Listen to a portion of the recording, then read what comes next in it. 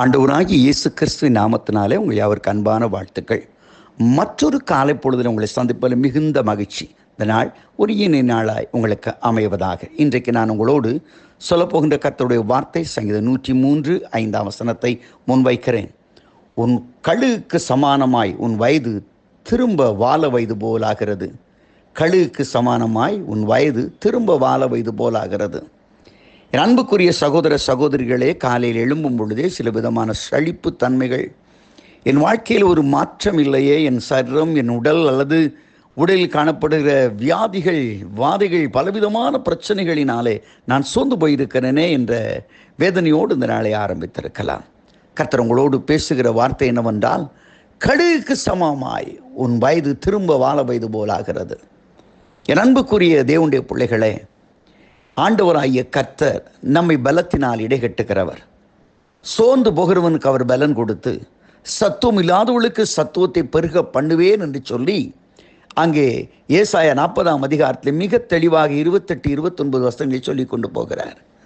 சோர்ந்து போகிறவனுக்கு பலன் கொடுக்கிற நம் ஆண்டவராகிய கர்த்தர் சொல்லுகிறார், உன் வாழ்க்கையை கர்த்தருக்கு நாம் காத்திருக்கும் பொழுது, அது பின்னாடி வர வசனத்தை நீங்கள் வாசித்து பாருங்கள்.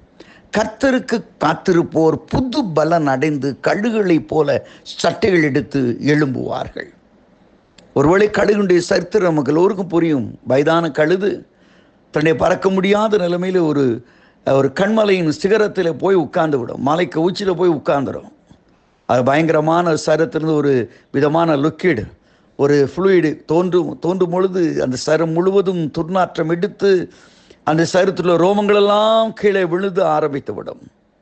மறுபடியும் கொஞ்ச நாள் அந்த வெயிலிலும் மழையிலும் அப்படியே உட்கார்ந்துருக்கும் பொழுது புதிய ரோமங்களும் புதிய இறக்கைகளும் முளைக்க ஆரம்பிக்கும். அது புதுபலன் அடைந்து மேலே வருவதை நாம் படித்திருக்கிறோம். அதுதான் உண்மை. அருமையானவர்களே, கிறிஸ்துவ வாழ்க்கை என்பதும் ஒரு முடிவடைகின்ற ஒரு வாழ்க்கை அல்ல. இயேசு இந்த உலகத்திற்கு எதற்காக வந்தார்? இழந்து போனதை, those who are lost, யாரெல்லாம் இழந்து போனார்களோ, யாரெல்லாம் முடியாதுன்னு சொல்லி இருந்தாங்களோ அவங்களுக்கு புது வாழ்வு கொடுக்கத்தான் இயேசு கிறிஸ்து இந்த உலகத்தில் வந்தார். வேதவசனம் மிக தெளிவாக சொல்கிற, ஒருவன் கிறிஸ்துவுக்குள் இருந்தால் புது நியூ கிரியேஷன், புது சிருஷ்டியாக அவன் இருக்கிறான். புதிய உருவாக்குதல் அவனுக்குள்ளே வருகிறது.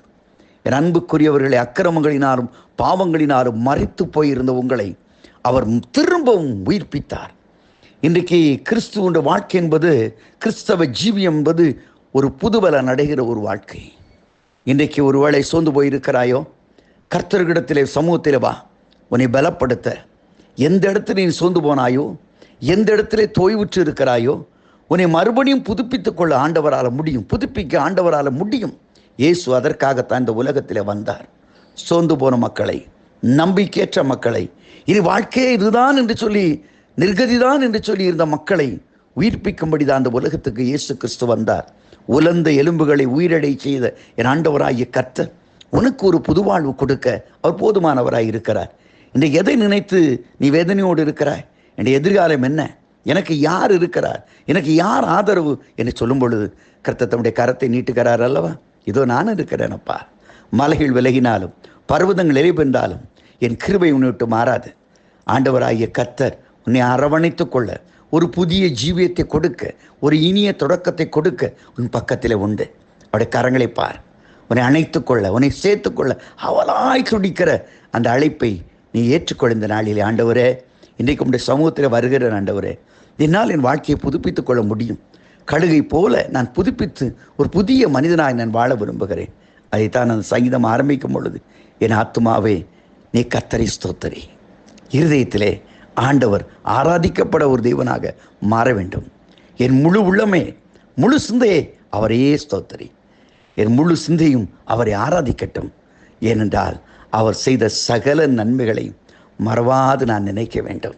நம்மை இந்நாள் வரை காத்து பலப்படுத்தி வழி நடத்தினாரே, அந்த நன்மைகளை நாம் நினைக்கும் பொழுது, ஆத்துமா ஆண்டவரை ஆராதிக்கும் பொழுது, நம்முடைய முழு சிந்தையும் அவரை வணங்கும் பொழுது, நிச்சயமாக ஆண்டவர் சொல்லுவார், நன்றி மறவாத ஒரு வாழ்க்கை உள்ள இதயத்தை பார்க்கும் பொழுது உனக்கு மறுபடியும் ஒரு வாய்ப்பு தருகிறேனப்பா, ஒரு புதிய வழி தருகிறேன் என்று இந்த நாளிலே ஒரு இனிய வழி உனக்கு திறந்து கொடுத்து உன்னை ஆசீர்வதிப்பார்.